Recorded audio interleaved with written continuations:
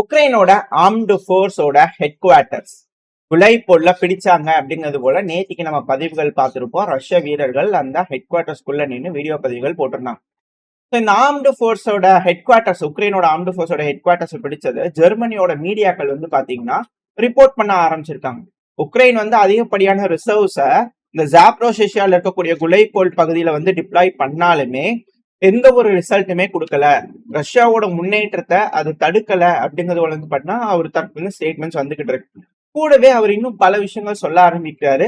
இது Ukraine Russia இந்த பிரச்சனையில உள்ள இருக்கக்கூடிய தளத்துல ஏகப்பட்ட மாற்றங்களை உருவாக்கிக்கிட்டு இருக்கு. அதுக்கான காரணம் ஜெலன்ஸ்கி அவர்கள் சொல்லியிருந்தாரு இல்லையா, நம்ம கூட பார்த்திருந்தோம். கிறிஸ்துமஸ் பாத்தீங்கன்னா 25ஆம் தேதி செலிப்ரேட் பண்ணிக்கலாம், ஜனவரி 7 வேண்டாம் அப்படிங்கிறது போல ஜெலன்ஸ்கி அவர்கள் சொன்னார் இல்லையா. ஸோ அதோட தாக்கமா அப்படிங்கிற கேள்விகள் இருக்கு.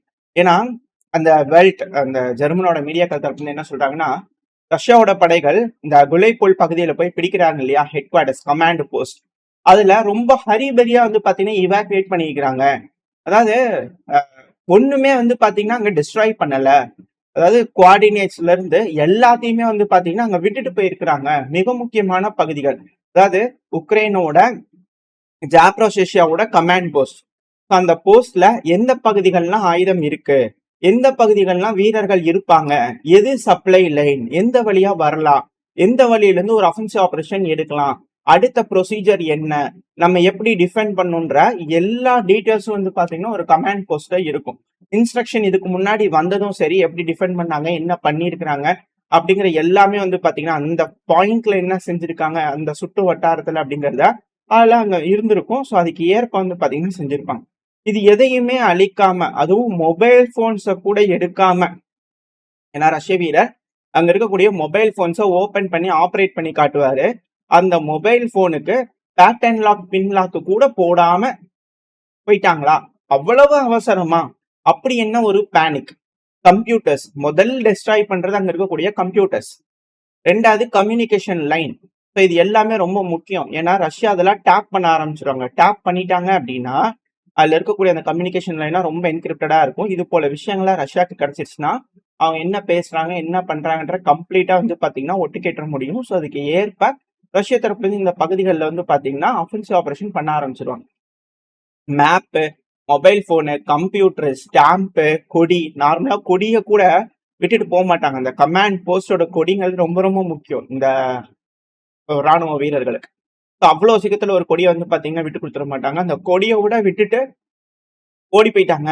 இது எல்லாமே அன்யூஸ்வலா இருக்கு. எப்படி ஒரு கமாண்ட் போஸ்ட் கொஞ்சம் கூட அழிக்கப்படாம அப்படியே எதிரி கையில கொடுத்துட்டு ஓடுவாங்க?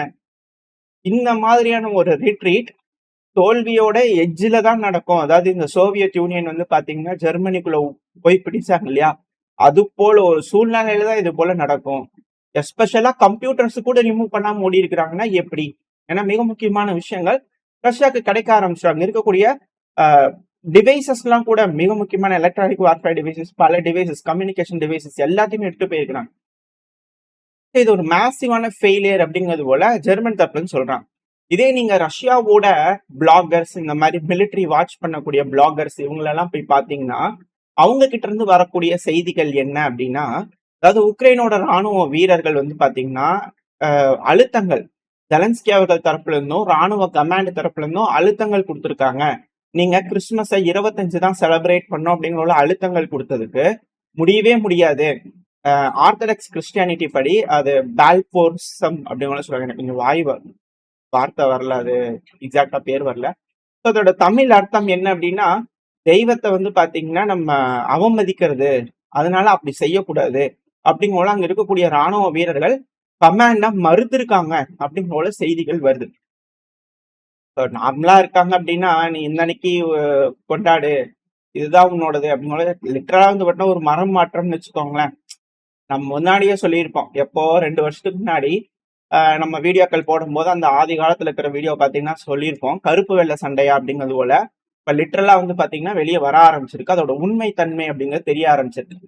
ஆர்த்தடாக்ஸ் கிறிஸ்டியானிட்டியை மறுத்துட்டு கத்தோலிக் கிறிஸ்டியானிட்டியை ஃபாலோ பண்ணுங்க, அதுதான் நம்ம ரஷ்யா கொடுக்குற தண்டனைன்னு. இது என்னது?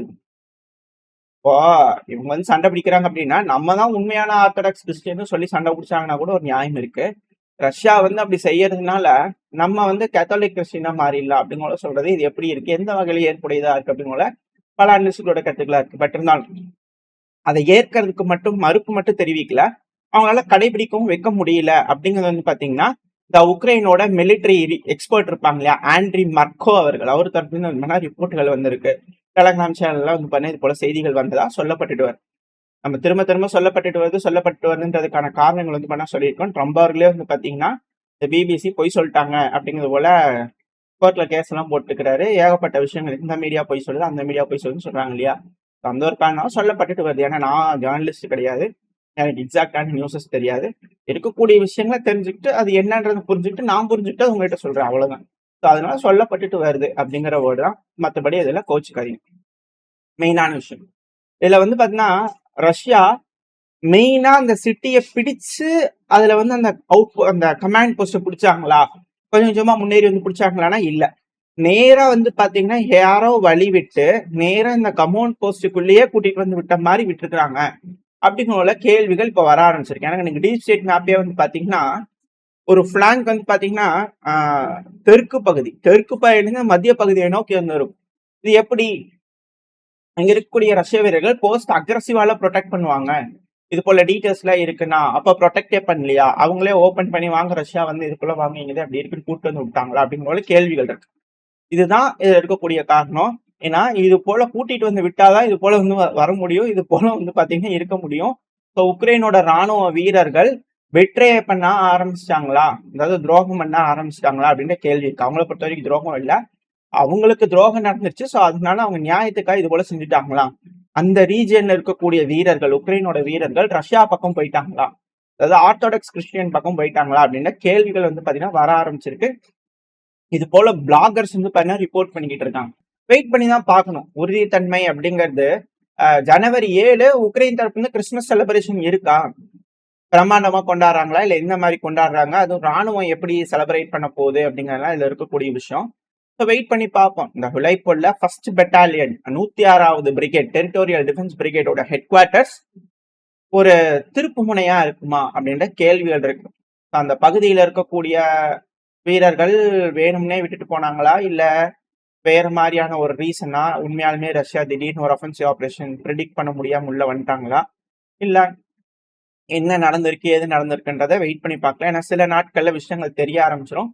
ரஷ்யா இதை பயன்படுத்தி எந்த அளவுக்கு இன்னும் அவங்க ஃபர்தரா அந்த பகுதியை ஜாப்ரோசியா பகுதியில அவங்களுக்கு பாசிட்டிவா எடுத்துக்க போறாங்க. ஏன்னா இதுக்கப்புறம் தாக்குதல்கள் அதுக்கு ஏற்றபடி கோஆர்டினேட் பண்ணாங்க அப்படின்னா, ரொம்ப ஃபாஸ்டா செஞ்சுட்டாங்கன்னா இவ்வளவு நாளா அவங்க செக்யூர் பண்ணி வச்சிருக்கக்கூடிய பகுதிகள் டிஃபெண்ட் பண்ண முடியாது. உக்ரைனால ஈஸியா என்ன லொகேஷன் ஏது என்னங்கிறது வந்து பாத்தீங்கன்னா ரஷ்யாவுக்கு தெரியும். அந்த பகுதிகளை தாக்குதல் பண்ணாங்கன்னா துல்லியமா இழப்புகள் பேரிழப்பா இருக்கும் அந்த ரீஜன்ல அப்படிங்கிற மாற்றுக்கட்டுல. சோ மிக பெரும் பகுதி ரஷ்யாவோட கட்டுப்பாட்டுக்குள்ள வந்தாலும் ஆச்சரியப்படுறதுக்கு இல்ல. வெயிட் பண்ணி பார்ப்போம் என்ன நடக்க போகுதுன்னு சொல்லிட்டு. ஓரளவுக்கான தகவல்கள் இந்த பையில பார்த்துருப்போம்னு நினைக்கிறேன். இதோட இந்த பையன் நான் முடிச்சுக்கலாம். இந்த பதிவு எப்படின்னு உங்களுக்கு பிடிச்சிருந்தா லைக் பண்ணிட்டு உங்க ஃப்ரெண்ட்ஸ் அப்படி ஷேர் பண்ணிக்கோங்க. அது கூட மறக்காம சேனல் இன்னும் சப்ஸ்கிரைப் பண்ணலாம், மறக்காம சப்ஸ்கிரைப் பண்ணிக்கோங்க. அப்பதான் நம்ம போடக்கூடிய வீடியோக்களை மதிச்சு யூடியூப் 4 பேருக்கு ப்ரொமோட் பண்ணும். உங்களோட அன்பாதரவு எனக்கு எப்ப இருக்கும்னு நம்பிக்கல இந்த பதிவு நான் முடிச்சுக்கலாம். இந்த பதிவு நல்லா இருக்கும் நம்பிக்கை அடுத்த பதிவு சந்திக்கிறேன். அது வரைக்கும் ஸ்டே சேஃப். பை.